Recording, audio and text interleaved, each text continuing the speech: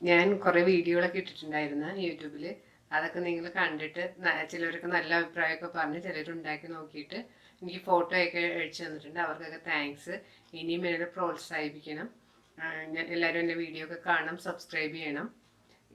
ഇന്ന് നമുക്ക് ഒരു ചിക്കൻ കറി ഉണ്ടാക്കുന്നത് എങ്ങനെയാണെന്ന് നോക്കാം. അതിനൊരു ചിക്കൻ ക്ലീൻ ചെയ്ത് മുറിച്ച് വെച്ചിരിക്കുന്നതാണ്.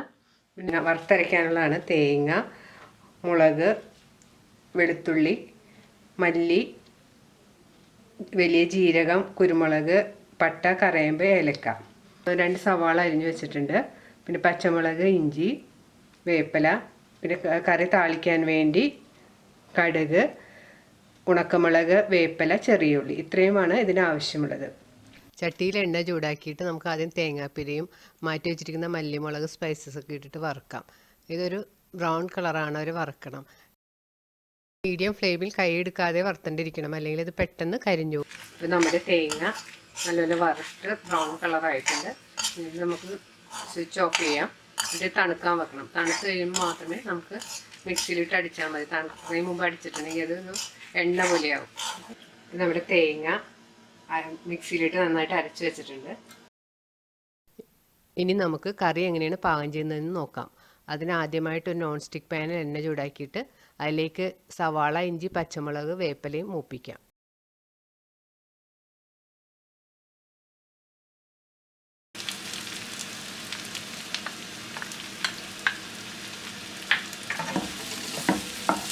ഇതൊരു ലൈറ്റ് ബ്രൗൺ ആവുന്ന വരെ നമുക്ക് വഴറ്റാം.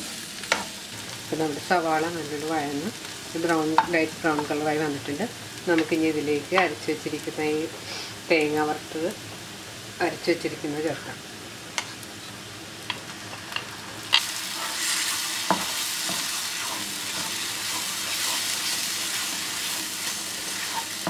ഇതിലേക്ക് നമുക്ക് ഈ ചിക്കൻ കഷ്ണങ്ങൾ ചേർക്കാം.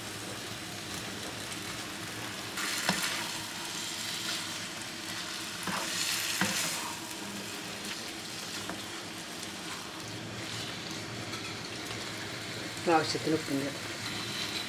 ഒരു 2 മിനിറ്റിന് ഒന്ന് തീ കുറച്ചിട്ട് വഴറ്റാം.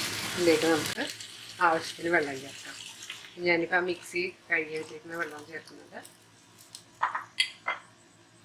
ഇത് നന്നായിട്ട് ഇളക്കിയിട്ട് നമുക്ക് മൂടി വെച്ച് വേവിക്കാം.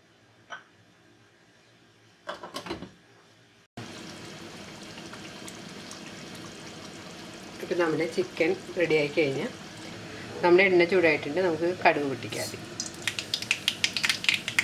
നമ്മുടെ കടുക് പൊട്ടിക്കഴിഞ്ഞാൽ നമുക്ക് ഇതിലേക്ക് കറിവേപ്പിലയും ഉള്ളിയും മുളകും ഇട്ട് നമുക്ക് മൂപ്പിക്കാം.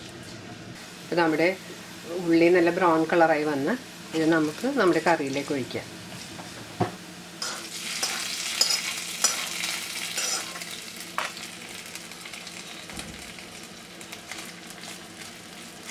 നമ്മുടെ വറുത്തരച്ച ചിക്കൻ കറി റെഡി ആയി കഴിഞ്ഞു. ഇത് നമുക്ക് ഗീ റൈസിൻ്റെ കൂടെയോ അപ്പത്തിൻ്റെ കൂടെയോ ചോറിൻ്റെ കൂടെയോ പുട്ടിൻ്റെ കൂടെയൊക്കെ കഴിക്കാൻ നല്ല ടേസ്റ്റിയായൊരു കറിയാണ്. എല്ലാവരും ചെയ്ത് നോക്കുക.